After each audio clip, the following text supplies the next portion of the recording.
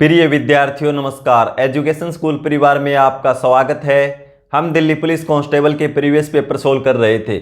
आज हम 15 दिसंबर 2020 afternoon shift के क्वेश्चन सोल्व करेंगे। क्वेश्चन नंबर 1, एक गोदाम घनाभ के आकार का है जिसकी विमाएं 48 मीटर, 40 मीटर और 30 मीटर हैं। इस घनाभ में 0.8 घन मीटर आयतन वाले कितने बक्से संग्रहित किए जा सकते हैं। भाई देखो क्या पूछा है, वो घनाभ के आकार का गोदाम है, उसमें बक्से रखने हैं, बक्से का आयतन बता रखा है, तो ऐसे कितने बक्से उसके अंदर आ सकते हैं। क्या करेंगे, घनाभ के आयतन को एक बक्से के आयतन से भाग दे देंगे। घनाभ का आयतन क्या हो जाएगा, लंबाई गुणा चौड़ाई गुणा ऊंचाई, LBH। तो लंबाई चौड़ाई और ऊंचाई बता रखी है 48 मीटर, लंबाई चौड़ाई 40 मीटर और ऊंचाई 30 मीटर। लंबाई चौड़ाई ऊंचाई हो गई, ये आयतन हो जाएगा उसका गोदाम का। इसको क्या करेंगे, एक बक्से के आयतन से भाग दे देंगे। बक्से का पहले ही आयतन निकाल के दे रखा है कितना, 0.8 घन मीटर। 0.8, इसको दशमलव हटाएंगे तो 8/10, 10 ऊपर चला जाएगा। एक बक्से का आयतन से भाग दे दिया, कुल बक्सों की संख्या आ जाएगी, कितने आ सकते हैं इसमें। 8 से 6 बार में 6 गुणा 4 24, 24 गुणा 3 72 और 3 जीरो लगा दो, यानी उस गोदाम में 72,000 बक्से रखे जा सकते हैं। Option B. क्वेश्चन नंबर 2, एक माली बगीचे में पौधे रोपित करना चाहता है। यदि प्रत्येक पंक्ति में पौधों की संख्या समान है और 105 या 210 या 315 पंक्तियां हैं तो एक भी पौधा शेष नहीं रहता। रोपित पौधों की न्यूनतम संख्या बताइए। भाई पंक्तियां या तो 105 बनाता या 210 या 315, सभी पौधे पूरे लग जाते हैं, पंक्तियां भी पूरी हो जाती हैं और पौधा भी कोई शेष नहीं रहता। तो हम क्या करेंगे, इसका एलसीएम निकाल देंगे तीनों संख्याओं का। 105 और क्या है 210 और 315, ठीक है, क्योंकि ये इसका 2 गुणा है, ये इसका 3 गुणा है। सिंपल है संख्याएं, लेकिन चाहो तो आप तरीके से निकाल सकते हो। या देखो इसमें क्या है, इसका 2 गुणा और ये 3 गुणा, क्योंकि 100 का गुणा 3 से करें 300, 5 को 3 से गुणा करें 315, ठीक है। तो यानी इन दोनों का एलसीएम तो क्या जाएगा 315। इन दोनों में देखेंगे तो इसमें 105 शामिल है, 105 गुणा 2, 105 गुणा 3, यानी इसमें 2 शामिल है, तो इसको 2 से गुणा कर दो। हमारा आंसर कितना हो जाएगा 630, क्योंकि ज़्यादा मुश्किल संख्याएं नहीं है। निकालना चाहो फिर आप ऐसे निकाल सकते हो। भाई 3 से भाग करेंगे 35, 3 से 70 और 3 से 105, फिर 5 से करेंगे 7, 14, 21, फिर 7 से करेंगे 1, 2 और 3, ठीक है। 3 गुणा 5 15, 15 गुणा 7 105, 105 को 2 से करेंगे 210, 210 को 3 से करेंगे 630, ठीक है। और एक बात इसका ध्यान रखना आप, भाई एलसीएम है, कभी भी जो सबसे बड़ी संख्या है ना उससे छोटा तो हो ही नहीं सकता। तो 315 से छोटा तो हो ही नहीं सकता, तो क्या नहीं हो सकता, 210 नहीं हो सकता। 315 लेंगे तो 210 से पूरा भाग नहीं जाएगा, इसमें 2 शामिल है, इसमें 2 नहीं है, तो 2 संख्या तो वैसे ही हट जाएंगी, ठीक है। फिर देखो भाई इसका ये मल्टीपल है, 2 गुणा ये है, 2 गुणा ये है, 105 गुणा 2, ये 105 गुणा 3, तो इसको 2 से गुणा कर दो, संख्या को हमारा एलसीएम आ जाएगा, ठीक है। भाई एलसीएम जो सबसे बड़ी संख्या उससे छोटा नहीं हो सकता। एचसीएफ निकालना हो तो सबसे छोटी संख्या हो उससे कभी बड़ा नहीं हो सकता, ठीक है। तो हमारा आंसर क्या हो जाएगा 630, ऑप्शन ए। क्वेश्चन नंबर 3, 2 व्यक्ति एक दूसरे की ओर 40 किलोमीटर प्रति आवर और 48 किलोमीटर पर आवर की चाल से चल रहे हैं। उनके मध्य 41 किलोमीटर की दूरी है, वे एक दूसरे से कितने समय बाद मिलेंगे। समय मिनट में बताना भाई। तो देखो 2 व्यक्ति हैं, एक की स्पीड क्या है 40 किलोमीटर पर आवर और दूसरे की 42 किलोमीटर पर आवर, एक दूसरे की ओर आ रहे हैं। मान लो ये इस साइड चल रहा है और ये इस साइड, ठीक है। दूरी 41 किलोमीटर, कितने समय में मिलेंगे, तो दूरी बटा रिलेटिव स्पीड, दूरी कितनी 41 किलोमीटर, रिलेटिव स्पीड, चाल देखो दोनों जुड़ जाएंगी क्योंकि एक दूसरे के विपरीत ओर आ रहे हैं तो जुड़ जाएंगी। एक ही दिशा में चल रहे हो तो चाल आपस में घट जाती है रिलेटिव स्पीड के लिए। दोनों जोड़ देंगे 40 और 42 कितना हो जाएगा 82, तो दूरी बटा चाल क्या जाएगा समय, 2 बार में कैंसिल हो जाएगा, 1/2। ये क्या आ जाएगा, 1/2 घंटे। समय मिनट में बताना है तो 60 से गुणा कर दो, मिनट हो जाएंगी। कितना आ जाएगा, 30 मिनट। Option B.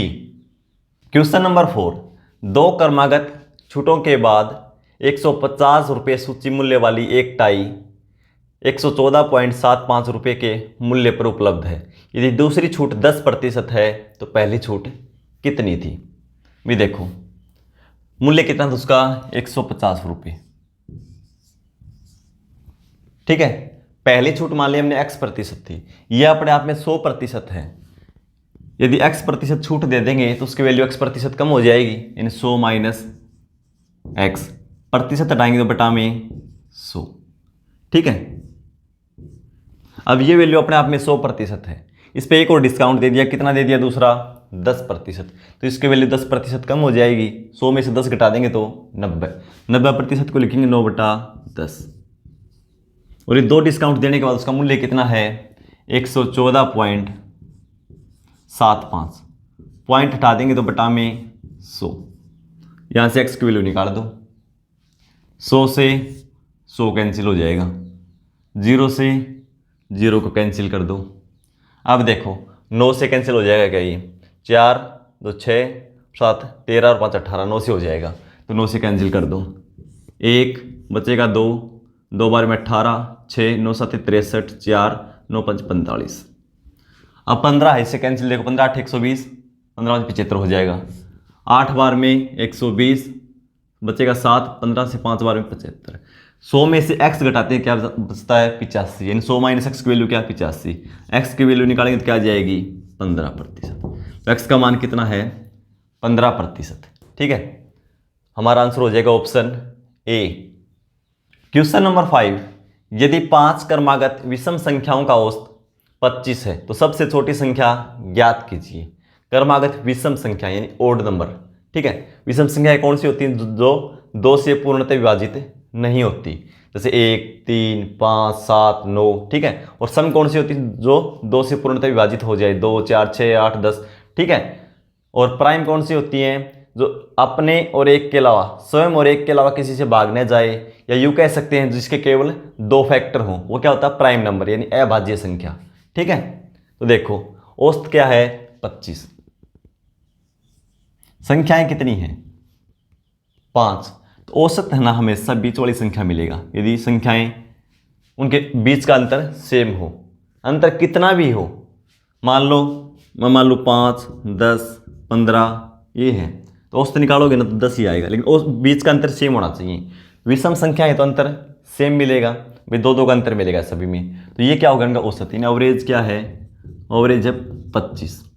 संख्याएं कितनी है, 5, तो ये क्या होगी, बीच वाली संख्या है। 2 संख्या इस साइड है, यानी 27 और 29, 2 इस साइड है इससे, यानी 23 और 21। पूछा क्या, छोटी संख्या, तो इनकी तो हमें जरूरत ही नहीं है, छोटी संख्या पूछा तो क्या हो जाएगा, 21। ठीक है, option D. Question number 6, 61.472 kilometre की लंबाई को यथासंभव 3 महत्वपूर्ण अंकों में व्यक्त करने में प्रतिशत त्रुटि कितनी हो सकती है। दशमलव के 3 स्थानों तक सही बताना है। भाई क्या बोल रहा है ये, 61.472 किलोमीटर। कहने का मतलब ये है भाई 61 किलोमीटर है और 472 मीटर है। इसको हम महत्वपूर्ण 3 अंकों में लिखेंगे, भी जो जरूरी है 3 अंक लिखने व्यक्त करने के लिए। तो पूछ रहा कि प्रतिशत त्रुटि कितनी प्रतिशत हो सकती है, तो देखो एक बार 3 अंकों में लिखेंगे तो क्या हो जाएगा, ये तो लिखने पड़ेंगे दोनों 61। ठीक है, दशमलव तो दशमलव लगाना पड़ेगा, 3 अंक लिखने हैं, 2 तो हो गए, तीसरा क्या है, ये लिखना पड़ेगा 4 लिखेंगे। लेकिन इससे अगला अंक देखो क्या है, 4 से अगला अंक क्या है, 7। यदि दूसरा अंक 5 या 5 से ज़्यादा है तो पहला अंक 1 बढ़ जाता है, तो क्या हो जाएगा ये 5। भाई महत्वपूर्ण में लिखेंगे तो इसको हम ऐसे लिखेंगे। पूछा कि त्रुटि प्रतिशत कितनी हो जाएगी, भाई कितने प्रतिशत इसमें त्रुटि हो जाएगी, तो देखो अंतर देखो कितना हो जाएगा, इन दोनों का अंतर कितना हो जाएगा, ये भी 61 है, ये भी 61 है, ये 0.5 है, ये 0.472 है। ये यूँ मान लो, दशमलव हटा दो, आगे कितनी भी जरूर ला दो, कोई दिक्कत नहीं है। इसमें 3 अंक है तो इसमें 3 अंक मान लो, कितना हो जाएगा ये दशमलव के बाद 500 मान लो इसको, दशमलव छोड़ दो इसको, 500 हो जाएगी संख्या। ये हो जाएगी 472। 500 में से 472 घटाएं, क्या बचेगा 28। और कितने अंक हैं 3, तो 3 ही रखेंगे, अब 2 है ना, तो एक इस साइड आएगा। 3 अंकों के बाद दशमलव, यानी 0.028।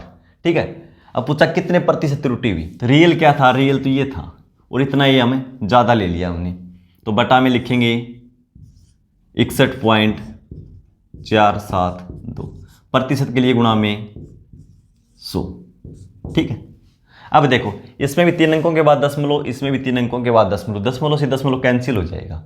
अब देखो इधर क्या है 28, इधर 100, क्या हो जाएगा 2800 और बटा में क्या है 61,472। ये हमें सोल्व करना पड़ेगा भी, क्योंकि 1-2 क्वेश्चन आ जाता है थोड़ी कैलकुलेशन वाला, तो उससे हमें भागना नहीं है, भी निकालना पड़ेगा। इसका भी एक ही नंबर मिलेगा, ये नहीं भी इसको छोड़ दें, नहीं नहीं निकाल के देखो बिल्कुल, क्योंकि सभी नज़दीक की संख्याएं हैं। ठीक है, तो इसलिए निकाल के देखो। अब देखो वैसे हमें पता चल जाएगा 1-2 अंक पहले ही। 3 अंक देखो अंतिम क्या है 800, 8 से भाग चले जाएंगे, इनके 3 अंक 8 5 40, 8 9 72, ये चला जाएगा, तो 8 से कैंसिल कर दो। 3 बार में 24 बचेगा 4, 5 बार में 40 0, 7 बार में 56 बचेगा 5, 6 बार में 48 बचेगा 6, 8 बार में 64 बचेगा 3, 8 चौके 32। फिर ये 2 से कैंसिल होगा 175, और ये 38 गुणा 2 76 और 42 गुणा 2 84। 175 को अब इसके भाग देना पड़ेगा, क्योंकि इसमें क्या है 5 और 7, क्योंकि 25 7 175, 5 है और 7 है, तो इतना तो 5 से भाग जा रहा, क्योंकि अंतिम अंक 0 या 5 नहीं है। 7 से करके देख लो, 7 5 35, 3 7 चौके 28, 6 7 से भी नहीं जाएगा, तो इसे भाग देना पड़ेगा। अब 175 को किससे भाग देंगे 3842 से। ठीक है, तो सबसे पहले दशमलव लगाओ, क्योंकि भाग जा ही नहीं रहा, नहीं जान दशमलव लगाएंगे, फिर एक 0 ले सकते हैं। अब 0 लेने के बाद भी संख्या कम है, तो इसलिए एक 0 लगाओ। ठीक है, अब संख्या क्या हो जाएगी 17,500। तो अभी तक पता नहीं चलेगा, क्योंकि 2 में ऐसे अंक, ए में भी है और डी में भी है। आगे देखो, अब भाई 4000 के करीब है, तो लगभग 4 पे जाएगा, क्योंकि 5 पे फिर ज़्यादा हो जाएगा, ये चल जाएगा लगभग 19,000 के आसपास, ये 17,000। तो 4 बार में देखो 4 गुणा 2 8, 4 गुणा 4 16, 1 32 और 1 33, 3 12 और 3 15। कितनी बार में गया 4 बार में। 10 में से 8 जाएंगे 2, 9 में से 6 जाएंगे 3, यहाँ बचेगा 1 और यहाँ बचेगा 2। ठीक है, अगला अंक उतारेंगे 0। भाई देखो यदि हमारे पास समय कम है तो हमारा काम चल जाएगा 0.04, तो देखो एक ही ऑप्शन में ऐसा डी में। लेकिन यदि टाइम है तो करके देखो भी, पता नहीं कहाँ मिस्टेक हो जाए और 1 नंबर का मतलब आप काफ़ी बच्चों से पीछे चले जाएंगे।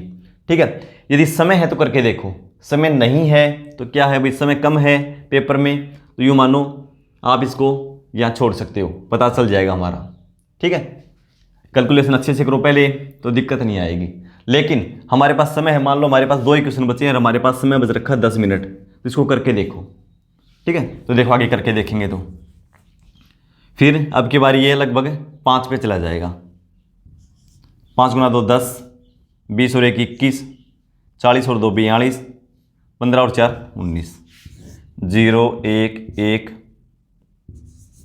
ठीक है, अब दोबारा फिर 5 पे चले जाएगा, तो क्या होगा फिर अगली बार फिर 5 पे जाएगा, तो एक अंक 3 अंकों में लिखना है, तो क्या हो जाएगा 0.04। तीसरा अंक 5 है और अगला अंक भी क्या आएगा 5, क्यों अब की बार भी किस पे जाएगा 5 पे, तो एक अंक बढ़ जाएगा ये। ठीक है, क्योंकि देखो 5 पे जाएगा नहीं, ये 5 पे गया था, ये चला जाएगा, तो क्या 0.046 हमारा आंसर हो जाएगा, ऑप्शन डी।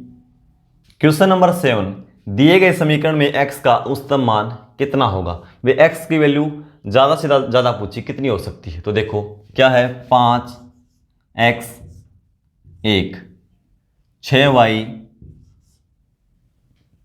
8, 3z 3। एक्स का मान अधिकतम पूछा है, ठीक है भाई। वाई और जेड के मतलब नहीं कितना भी हो, लेकिन इसका एक्स अधिकतम कितना हो सकता है, एक्स की वैल्यू। इसका योग दे रखा है तीनों को, कितना है 1472।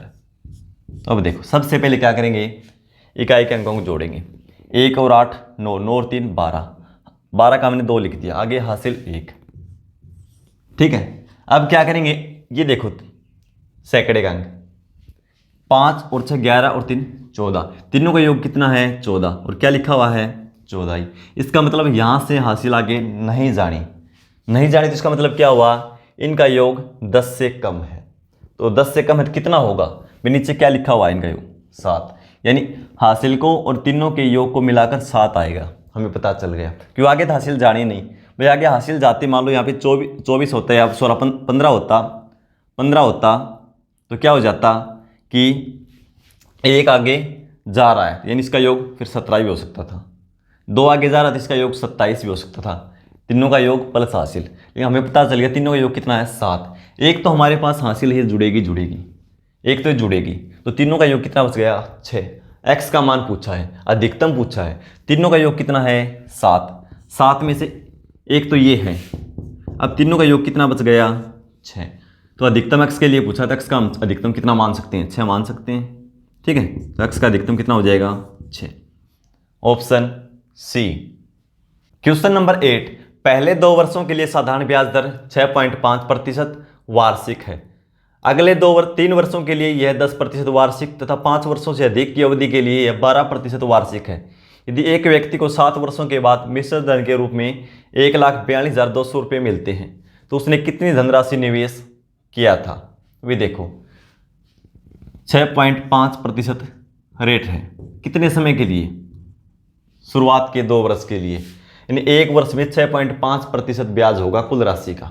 2 वर्ष में इसको 2 से गुणा कर दो, इसका 2 गुना हो जाएगा, कितना हो जाएगा 13%। भाई 6.5 को 2 से गुणा करेंगे 13%। अगले 3 वर्ष क्या होगा रेट 10%, यानी प्रत्येक वर्ष 10% राशि बढ़ती जाएगी, ब्याज के रूप में 10% मिलेगा। तो 3 वर्ष में कुल कितना हो जाएगा, जो भी धनराशि है उसका 30%। फिर बोल रखा 5 वर्ष से अधिक अवधि के लिए कितना होगा ब्याज 12%, रेट 12%। 5 वर्ष से अधिक कितना समय है, कुल समय कितना है 7 वर्ष, तो 2 और 3 5, कितना बच गया 2 वर्ष, 2 से, यानी प्रत्येक वर्ष 12%। 2 वर्ष में जो भी धनराशि उसका 24% ब्याज हो जाएगा। कुल जोड़ो कितना हो गया 3 और 4 7, 1 और 3 4 और 2 6, यानी जो भी धनराशि है उसका टोटल 67% क्या हो जाएगा ब्याज हो जाएगा। धनराशि अपने आप में 100% है तो उसका 67% ब्याज और हो जाएगा। ये क्या पूछ रखा है मिश्र धन के रूप में, मिश्र धन अमाउंट मूलधन प्लस ब्याज, यानी प्रिंसिपल में हम सिंपल इंटरेस्ट जोड़ देंगे तो क्या हो जाएगा वो अमाउंट यानी मिश्र धन, तो 67% ब्याज होगा। जो भी धनराशि अपने आप में कितनी है 100%, और 67% वैल्यू और बढ़ जाएगी, कितनी हो जाएगी 167%। 167% की वैल्यू दे रखी है कितनी 1,42,200।